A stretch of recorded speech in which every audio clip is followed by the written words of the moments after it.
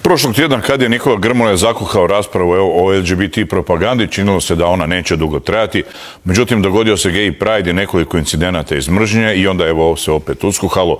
Inicijatori Pride-a su za incidente optužili, odnosno smatraju suodgovornima Grmoju i Božu Petrova, koji su svojim izjavama raspirivali mržnju prema sudionicima Pride-a. Grmoja i Petrov su pak odgovorili da će zbog toga tužiti organizatore Pride-a, jer su danima zbog njih izvrgnuti napadima zbog stavova koji su iznijeli. Zvali smo goste Nikolu Grmoju. Nikola, dobar večer, dobrodošli.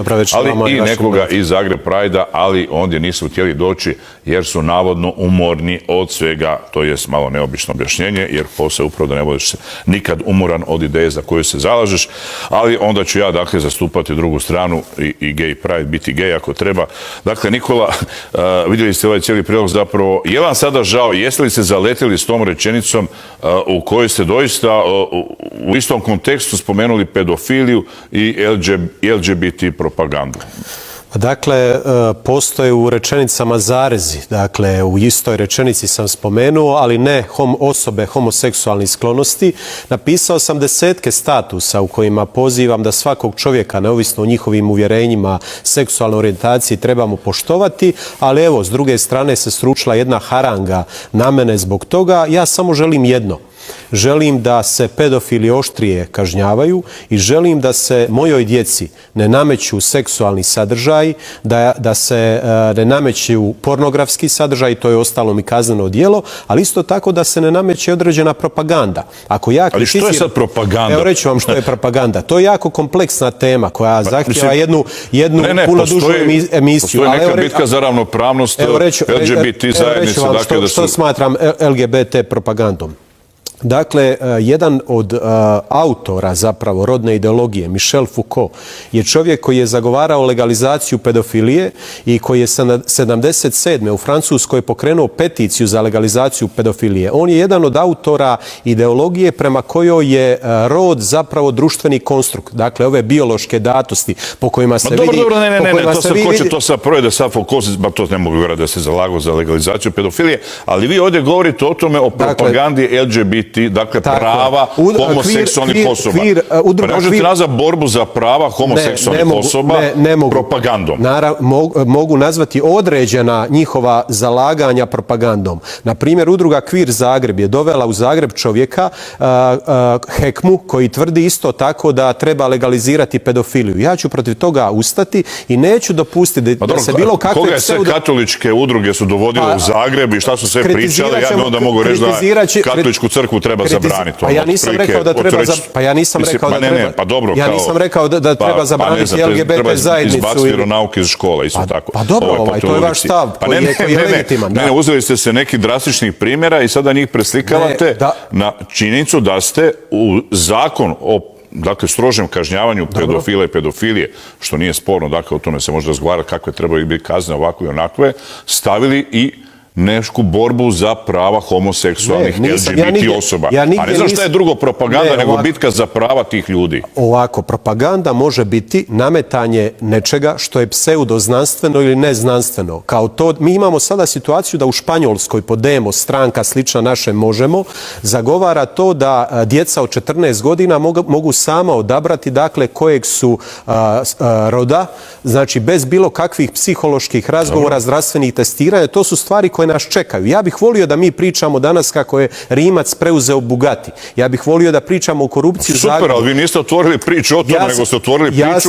kad je Orban otvorio priču, onda ste rekli, evo to i mi trebamo. Ne, ja sam na pitanje novinara u jednoj emisiji odgovorio i zakuhala se ova priča koja traje danima. Kada zakon bude gotov, ja očekujem da svi ovi koji su me napadali da se ispričaju, a za par godina kada možda sve ovo što se događa na zapadu možda u jačoj mjeri dođe kod nas, vidjet će se o čemu sam govorio. Ali evo, ne znam što se događa na zapadu. Recite mi što se to događa u pitanju propagande. Dakle, za vas je propaganda, rekli ste bili ovo na svjetskom, na europskom prvenstvu nogometu, kada su se zbog upravo ovih mađarskih nekih ideja i marketinške firme i oglašivači, dakle u znak solidarnosti sa LGBT populacijom. To je jedno licemjerje korporacija koji koriste tu borbu za prava, naravno da ostvare profit. Mi smo imali situaciju ovog klečanja na utakmicama gdje se tražilo od hrvatske reprezentacije isto da kleči. Zašto? Gdje smo mi to sudjelovali u gaženju prava afroameričke zajednice ili crnaca, bilo gdje? Pa dakle, Eduardo da Silva je bio jedan od naših omiljenih reprezentativaca. Ja sam studirao u Zadru, Džubi Johnson je bio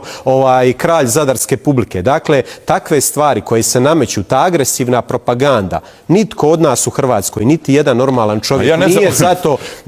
Ali ovdje nije riječ, ovdje si ja i vi razlikujemo očito jedno. Vi smatrate da je to ova zastava, dakle da je to propaganda. Ja ne smatram, ja nemam problema, evo dajte još jednom zastavu, rado ću se, snimite me iza zastave, nemam Dobro, i Marina Orsak je danas objavila, dakle, deklarirana lezbijka, fotografiju na kojoj ste bili na nekom domjenku. To je zanimljivo. Indeks danas piše, kaže, zamislite koji je licemjer Grmoja slikao se sa lezbijkom i nije mu smetalo što ona vodi program. Pa upravo je to dokaz da ja nemam ništa protiv ljudi koji su druge seksualne orijentacije. Evo, tu sam sa Pa da, dobro, malo se skupili političke poene kad je trebalo biti malo podržati tu populaciju, a sada tražimo malo više ovog desnog biračkog tijela. Tu sam bio pozvan na rostanje. Jedan sam od rijetkih političara koji se odazvao. Znači, ja sam sjedio u stolici, a oni su se sa mnom sprdali, dakle, komičari. Dakle, nikakvu ja tu posebnu nisam imao. Ne, ali sve ih je povrijedilo, dakle, očito ih nije bez razloga ljude povrijedilo. To vaše smatranje da je propaganda, koja sama po sebi zvuči dosta ružna riječ, jednostavno zalaganje za prava LGBT zajednice. Ja nemam protiv... Što znači propaganda među djecom? Zašto se djeca, dakle, ajmo reći, ne bi mogla osjećati djeca koji imaju homoseksualne neke afinitete, već se u pubertetu možda prepoznaju ili kasnije. Zato što dio tih agresivnih LGBT... Ideja je te vaše propagande da se ta djeca ne osjećaju isključeno ili manje vrijedna u svojoj zajednici, u svom razredu. Znači, agresivne LGBTQ udruge zahtijevaju, dakle, da uđe taj seksualni odgoj u škole gdje bi se djecu učilo da je spol društveni konstrukt. Pa onda imamo ovog Habarda koji je bio muškarac, prosječni dizač utega i sad je on odjednom odlučio da je žena i sad će nastupati u ženskoj konkurenciji koju će potući. Ja mislim da moje biološke... To nije seksualni odgoj, to jesu doista teme koje su... Ja mislim da biološke datosti postoje, da one nisu društveni konstrukt i ja se s tom ideologijom ne slažem. Ja ću biti protiv nje i neću dopustiti nikome da me naziva homofobom, jer ja to nisam.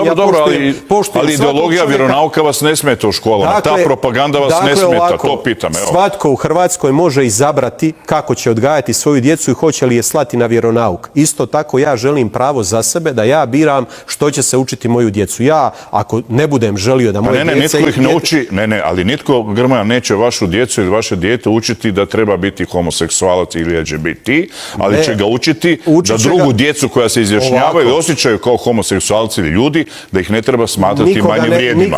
O tome se radi, o tom učenju se radi. Nikoga ne treba smatrati manje vrijednim, niti ja tako sada učim svoje dijete. Svaki čovjek je jednako vrijedan i svaki dobar i pristojan čovjek u gej paradi je meni bliži od divljaka koji su ih napali. Dakle, samo da se zna.